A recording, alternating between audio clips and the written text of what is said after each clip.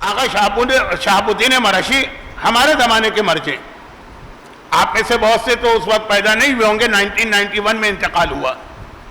یعنی تقریباً 30-35 سال پہلے۔ مولائی مرجع کہلاتے ہیں، حد سے زیادہ عزادار تھے۔ ان کی وصیت بھی آپ کو یاد ہوگی کہ جب مجھے دفن کرنا تو میرے کفن میں میرا رومال ضرور رکھنا، جو میں مجلس میں آنسو پوچھنے کے لیے استعمال کرتا تھا کہ میری بخشش کا ذریعہ تو یہی رومال بنے گا جس کے اندر میرے وہ آنسو ہیں جو حسین کے غم میں جاری ہوئے ہیں۔ مرجع وقت کی وصیت ہے، مرجع بہت بڑے مراجع میں، مولائی عجیب شخصیت، ان کے کئی واقعات ہیں امام سے ملاقات کے، اور یہ ہمارے زمانے کے مرجع۔ اس میں سے ایک واقعہ یہ ہے کہ جب یہ امام سے ملاقات کرتے ہیں تو ایک یہ سوال کرتے ہیں کہ مولا شہزادی کونین کی قبر کہاں؟ یہ جو تاریخ کا مسئلہ یہ تو ہر ایک کو پتہ کہ اس کا ریزن یہ ہے کہ مولا نے ایک سے زیادہ قبریں بنائی،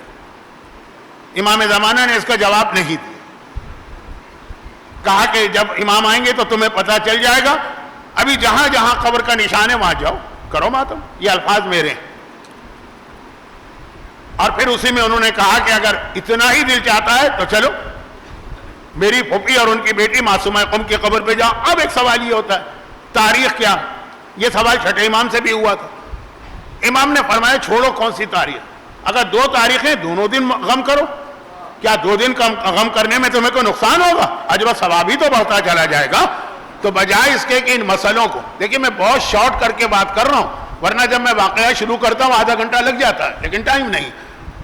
تو اب اس کو ایک فتنہ نہ بنائیے، ہاں بہت ساری اور چیزیں ان کو فتنہ بنائیے، اس کے اوپر بحث کیجئے، مگر یہ وہ چیز ہے کہ ہمارے علماء جان بوجھ کے اس پہ خاموش تھے کہ قوم کو کنفیوز کرنے سے کیا فائدہ، لیکن جب ایک کنفیوژن علماء کی طرف سے نہیں خود بخود چل کے ہمارے علاقوں میں آ رہا، تو پھر اپنے ذہن میں یہ رکھیے گا کہ شہادت کی تاریخیں ایک سے زیادہ کیوں آئی ہیں، وہ بھی آپ کو معلوم ہے کہ دشمنان اہل بیت نے کس طرح سے جھوٹی تاریخیں بھی بنائی ہیں، جھوٹی کتابیں بھی لکھوائی، بس موضوع بدل جائے گا۔ ہاں یہ سارے مسئلے اگر آپ کو حل کرنا تو اس کا ایک آسان طریقہ ہے، کئی طریقے ہیں، میں آسان طریقہ کیوں نہ بتاؤں؟ اگر یہ مسئلے آپ کو حل کرنا تو اس کا آسان طریقہ یہ ہے کہ زمانے کے امام کو ظاہر کروا لیجئے، وہ آ جائیں گے تو سارے مسئلے حل ہو جائیں گے، ہمیں ہر امام کی ولادت کی تاریخ بھی معلوم ہو جائے گی، شہادت کی تاریخ بھی معلوم ہو جائے گی، ہر امام کی زیارت بھی نصیب ہو جائے گی۔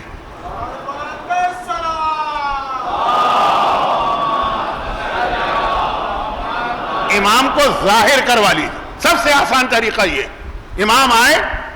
تو وہ جو باقی فتنے فساد مسئلے ہیں وہ تو حل ہوں گے ہی، مگر یہ جو علمیت کے اختلافات آپ کو نظر آ رہے ہیں نا یہ بھی ختم ہو جائیں گے۔ اب آپ کہیں گے مولانا یہ تو سب سے مشکل مسئلہ ہے جس کو آپ نے آسان بتایا، کیا ہمارے اختیار میں ہے امام کو ظاہر کروانا؟